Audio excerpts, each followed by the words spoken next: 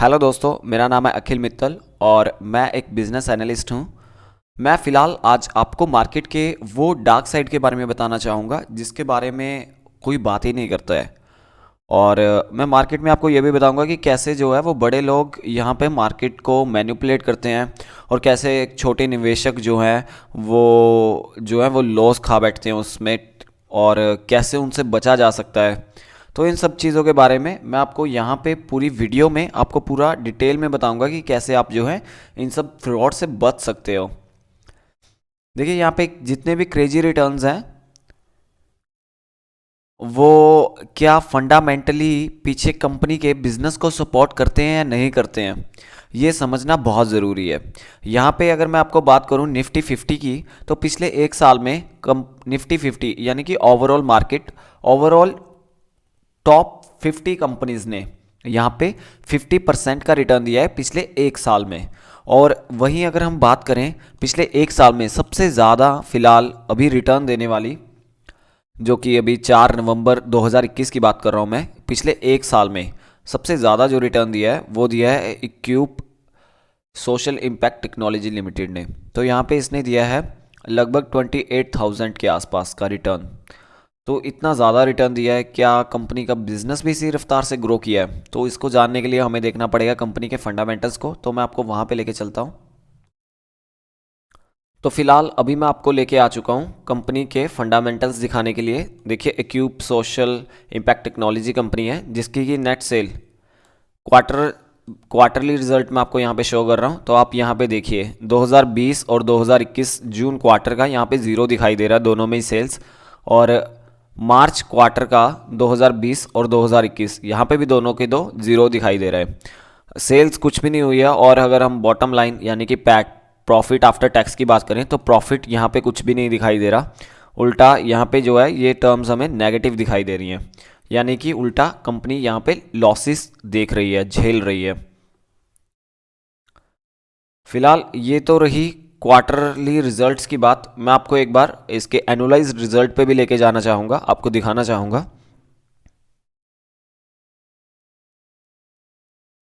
तो अभी मैं आपको लेके आ चुका हूँ कंपनी के एनुअलाइज्ड रिजल्ट पे। तो यहाँ पे अगर आप देखिए तो यहाँ पे भी आपको नेट सेल जो है वो 2020 में ज़ीरो थी, 2019 में दो थी, 2018 में जो है वो 0.7 करोड़ थी। तो ये सारी की सारी आप देखोगे तो सेल्स में तो भाई साहब कुछ भी हमें इंक्रीमेंट देखने को नहीं मिल रहा। जबकि इसका शेयर प्राइस तो उस हिसाब से बढ़ रहा है कि जैसे पता नहीं क्या है इसमें, कितना क्या सोना उगलने लगी हो कंपनी।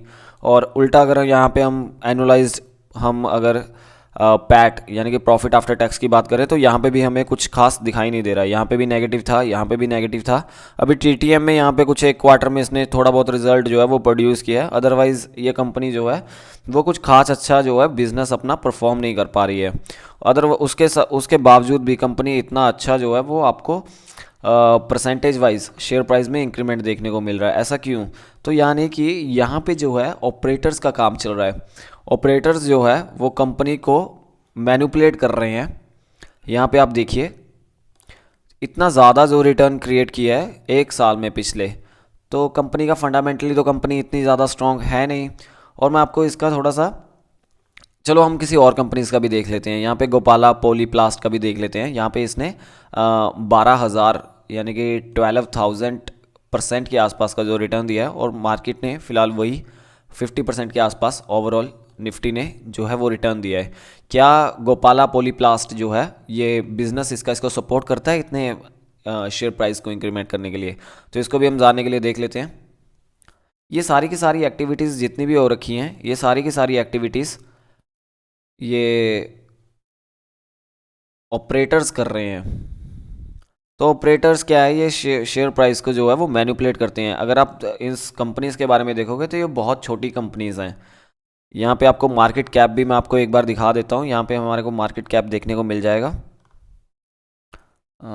ये देखिए मार्केट कैप, तो ये 1,000 करोड़ से नीचे की कंपनीज हैं। तो ऑपरेटर जो है वो इनको मैनिपुलेट कर सकता है। अभी फ़िलहाल जो इसकी मार्केट कैप इतनी ज़्यादा दिखाई दे रही है, तो आप इस ग्राफ को भी एक बार समझने की कोशिश कीजिए। पहले इसका प्राइस जो था यहाँ पे देखिए, पिछले एक साल में ही अगर मैं बात करूँ तो हम डे पे आ चुके हैं। और पिछले एक साल में अगर आप देखेंगे तो फिलहाल 13, 14, देखिए 18, ये जो है प्राइस चल रहा था यहाँ पे ऊपर प्राइस आपको देखने को मिल रहा होगा। और देखते ही देखते यहाँ पे जब इतनी ज़्यादा सडन मूवमेंट देखने को मिली है और प्राइस इतना ज़्यादा शेयर प्राइस का बढ़ चुका है, इस वजह से भी इसका भी फिलहाल मार्केट कैप थोड़ा बढ़ चुका है। और अभी फ़िलहाल देखिए ये लगातार लोअर सर्किट मार रहा है। 19 अक्टूबर के बाद इसने लोअर सर्किट मारना शुरू किया है। ऐसे स्टॉक्स में इंसान फंस जाता है। ऑपरेटर्स क्या करते हैं, एक बार तो ये जो है अपसाइड सर्किट्स लगा के आपको इतनी ऊपर तक ले जाते हैं। बहुत से, जब इसका शेयर प्राइस इतने तेज़ी से ऊपर बढ़ रहा होता है, बहुत से छोटे रिटेल्स इस चीज़ को देख के यहाँ पे जो है वो इन्वेस्ट कर देते हैं। बट अल्टीमेटली होता क्या है, जब ये कभी लोअर सर्किट मारना शुरू करता है तो यहाँ पे आप देखोगे कि बिकने में भी नहीं आते। वॉल्यूम्स आप देखिए कितना कम कम वॉल्यूम्स में ये ऊपर लेके गए हैं इसको। तो ये इतना, क्योंकि ये जो शेयर है, ये जो स्टॉक है, ये छोटी कंपनीज है और इसको जो है वो इजीली देखिए यहाँ पे मैनिपुलेट किया गया है। अभी लोअर पे लोअर सर्किट लग रहा है और ऑपरेटर्स जो हैं वो बाहर निकल चुके हैं। और ऑपरेटर्स के बाहर निकलने के बाद अब शेयर प्राइस जो है वो धड़ाल्ले से नीचे जा रहा है, वो बड़ी तेज़ी से नीचे गिर रहा है।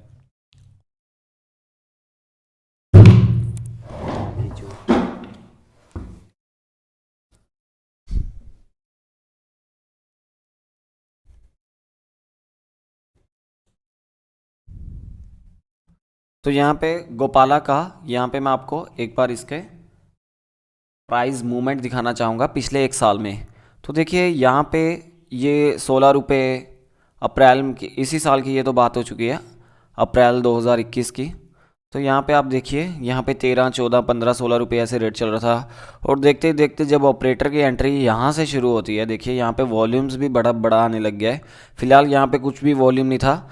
यहाँ पे वॉल्यूम पे भी थोड़ा सा गौर कीजिएगा आप। तो वॉल्यूम कुछ भी नहीं था। वॉल्यूम एक बार मैं दिखा देता हूँ आपको। यहाँ पे देखिए ये वॉल्यूम का है, कॉलम है। तो यहाँ पे अगर आप एक बार नोट कीजिएगा, अभी मैं आपको दिखाता हूँ साथ में। तो यहाँ पे देखिए वॉल्यूम्स कुछ भी नहीं था। जब जहाँ पे ऑपरेटर की एंट्री शुरू हुई है, देखिए यहाँ से ऑपरेटर की एंट्री शुरू हुई है, यहाँ पे इस कंपनी के जो वॉल्यूम्स हैं वो काफ़ी ज़्यादा बढ़ने लग गए। बीच बीच में ऑपरेटर दोबारा से इसको ऊपर लेकर चला गया और इसके अपर सर्किट लगते चले गए। अगर आप यहाँ पे देखोगे तो हर दिन जो है वो 5% के आसपास का यहाँ पे इंक्रीमेंट देखने को मिला। तो इतना ज़्यादा इंक्रीमेंट होने के बावजूद और कंपनी का जो फंडामेंटल्स है इसको सूट नहीं करते, तो दोबारा से अभी नीचे को आने को शुरू हो गया है। और फिलहाल अभी लगातार ये 19 अक्टूबर के बाद ये लगातार अभी -5% के आसपास का जो है लोअर सर्किट लगा रहा है। तो इसमें रिटेल जो है वो फंस जाते हैं, क्योंकि यहाँ पे इतनी अच्छी रैली देखी है इन्होंने। यहाँ से देखिए, यहाँ से इतनी अच्छी रैली ऊपर को गई है और ऑपरेटर्स यहाँ पे अपनी एंट्री ख़त्म करने के बाद जब उसकी अपनी एग्ज़िट हो जाती है, अभी रिटेल वाले जो हैं वो यहाँ पे फंसे हुए हैं। उनको बेचने खरीदने के लिए कोई ख़रीदार नहीं बेच मिल रहा अभी। तो ये चीज़ें बड़ी कॉमन सी हैं यहाँ पे मार्केट में। और ये अमूमन किन स्टॉक्स में होता है ये काम? ये केवल और केवल उन्हीं स्टॉक्स में होता है जिनकी मार्केट कैप बहुत कम होती है। मैं आपको एक बार इसकी मार्केट कैप भी दिखाता हूँ मैं आपको।